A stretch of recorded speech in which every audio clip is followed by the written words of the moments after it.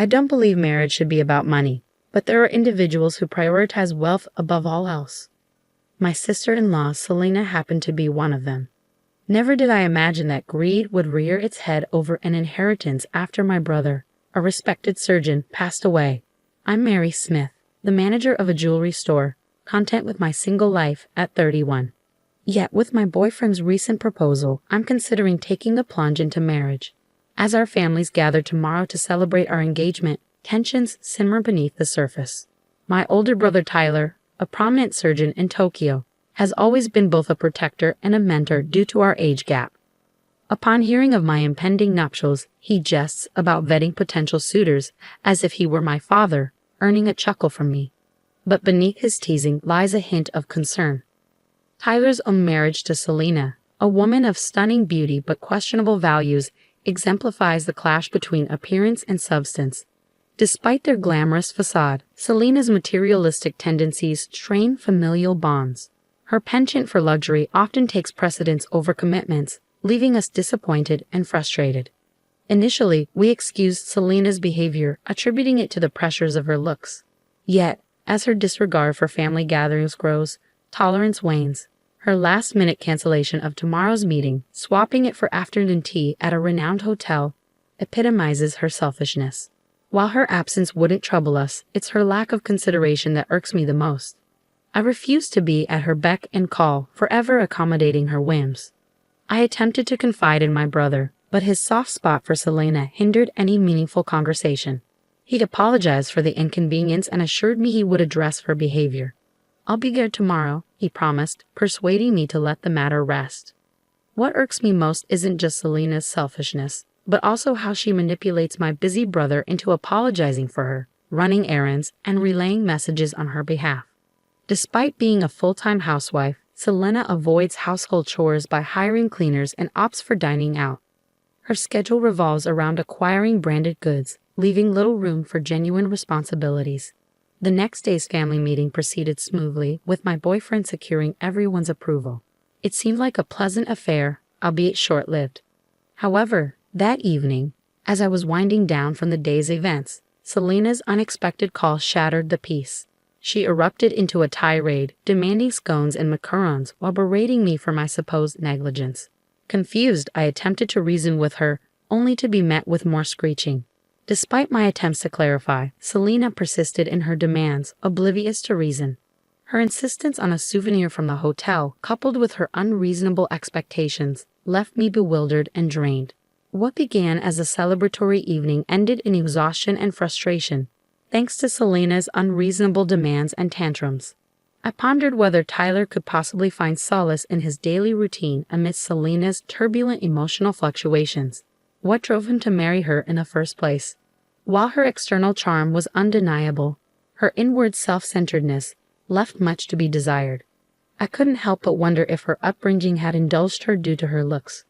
My concern for Tyler lingered, yet I knew better than to meddle in his marital affairs. It was his choice, after all, and he had always supported my decisions as well. The following day, while attending to customers at the jewelry store, I spotted Selena outside, arm in arm with a man roughly her age, likely in his late 20s.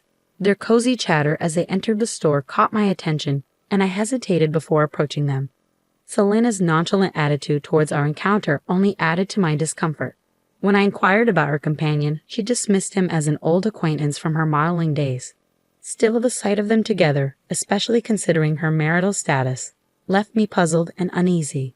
As Selena perused the jewelry, she brazenly inquired about employee discounts, oblivious to the impropriety of her behavior. Unwilling to entertain her audacity, I politely informed her that such discounts weren't available. In truth, I couldn't stomach the thought of her companion purchasing items for her. Despite her slight annoyance at the revelation, Selena made her selections and departed, leaving her companion to settle the bill. Their dynamic left me questioning the nature of their relationship.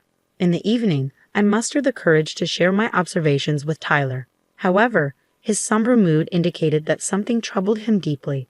"Tyler, what's wrong?" I asked, sensing his distress. I had a nagging feeling about Selena, but I chose not to confide in Tyler. When I broached the topic of my upcoming wedding, he seemed preoccupied with his own plans. He mentioned saving for our wedding next year, and invited me without a clear response regarding Selena's involvement. His indecision left me wondering.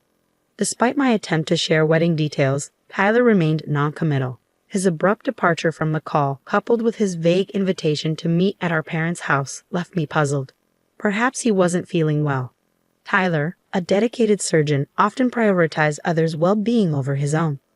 Tyler's tendency to downplay his own health concerns worried me. Despite his laughter of the occupational hazards of his profession, I couldn't shake the feeling that his relentless schedule was taking a toll on him. I doubted Selena's ability to provide the support he needed, given her self-centered nature. A subsequent email from Tyler outlined the gathering schedule at our parents' house. When I arrived, I was alarmed by his deteriorating complexion, worse than I had ever seen. Concerned, I inquired about his well-being, only to receive vague reassurances about work keeping him busy. Finally, I mustered the courage to voice my concerns about Selena's recent behavior. I recounted her appearance at my store with a young man, questioning if Tyler was being deceived once again. Selena's history of infidelity had long been a concern of mine, and I couldn't ignore it any longer. I've been too caught up with work to give her much attention, my brother admitted, but our parents were incensed. Her absence at the gathering provided the perfect opportunity for me to broach the subject. When I questioned Tyler about Selena's well-being, he responded solemnly, "Selena isn't here today, which is why I asked you all to come. I have a favor to ask." With a grave expression, Tyler disclosed something shocking. Despite our disbelief, his stance remained unwavering, leaving us stunned. 3 months later, tragedy struck as my brother succumbed to stomach cancer, a consequence of relentless stress and overwork. It was a bitter realization. Despite his dedication to saving lives, he neglected his own health. Even amidst his suffering, Tyler had recognized the signs, undergoing a grueling examination that revealed his illness. Regret lingered as we wished he had confided in us sooner. Tears flowed freely at his funeral, a profound sense of helplessness enveloping us. Fond memories of Tyler flooded my mind, the steadfast support he provided during my childhood struggles and setbacks. His premature departure, before reaching the age of 40, left us grappling with sorrow and uncertainty. Yet, amidst our grief, Selena's behavior stood out starkly. Clad in the ostentatious necklace purchased from my store, a gift from another man, she showed no regard for the solemn occasion. Her callous display was unforgivable, a painful reminder of her self-serving nature. Transforming my sorrow into fury, I confronted Selena, unable to comprehend her audacity. "Why are you wearing that?" I demanded, my voice trembling with anger. "Don't you understand how much my brother cherished you?"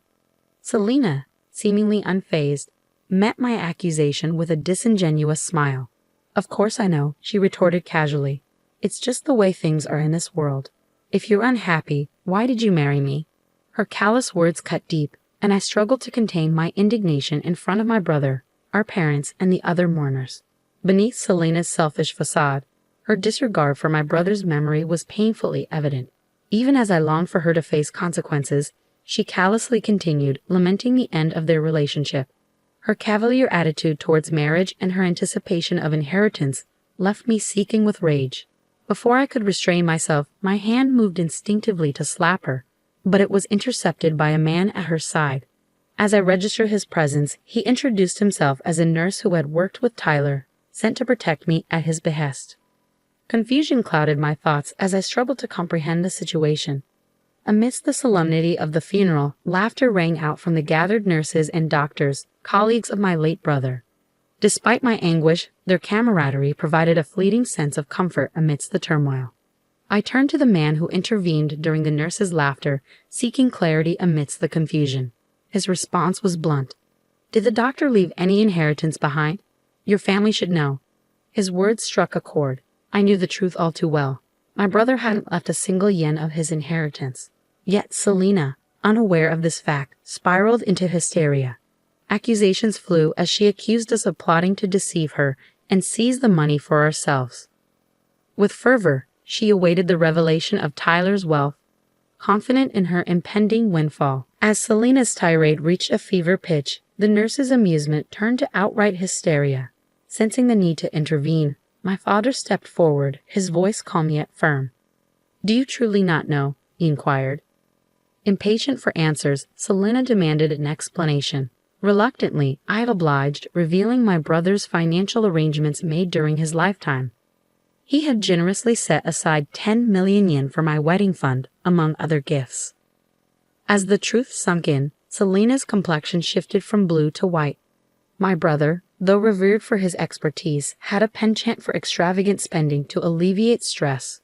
Lavish parties, exclusive dinners, and luxury accommodations drained his resources, all in a bid to find solace amidst his demanding career and familial obligations. Despite his generosity and desire to share these experiences with Selena, she remained conspicuously absent during his trials and triumphs. It wasn't Selena by his side during difficult moments. It was his colleagues and friends, the very individuals now gathered to bid him farewell.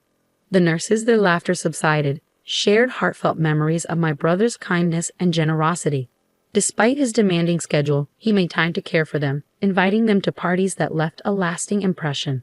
Their admiration for him only deepened, inspiring them to work harder in their own endeavors. As they spoke, I learned of my brother's final act of benevolence. He had donated the remainder of his estate to the hospital. Representatives from the General Hospital, grateful for his contribution, bid him farewell. Their yearly struggles with research funding would be alleviated, ensuring better medical care for the future. Witnessing the extent of my brother's compassion toward others, I couldn't help but feel a pang of disappointment towards Selena. While he had touched so many lives, she, who should have been closest to him, exhibited selfishness and greed. Months later, Selena contacted me, her tone demanding as she sought to secure her inheritance.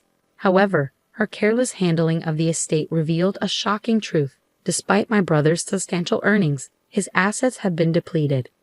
In her pursuit of the mansion and other assets, Selena had overlooked Tyler's debts, leaving her with a fraction of what she had anticipated.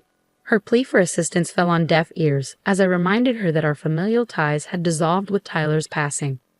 Her actions spoke volumes. Despite claiming to care for my brother, her true motives had been laid bare.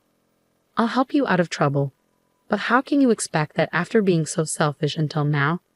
I retorted to Selena, her impatience evident in her voice as she grappled with the sudden reality of inheriting both the mansion and debts. "Inheritance includes liabilities," I reminded her coldly, informing her that renouncing the inheritance was an option within 3 months of being informed. Suggesting she sell the luxury items she had collected only elicited tears and pleas for forgiveness from Selena. But I couldn't bring myself to console her.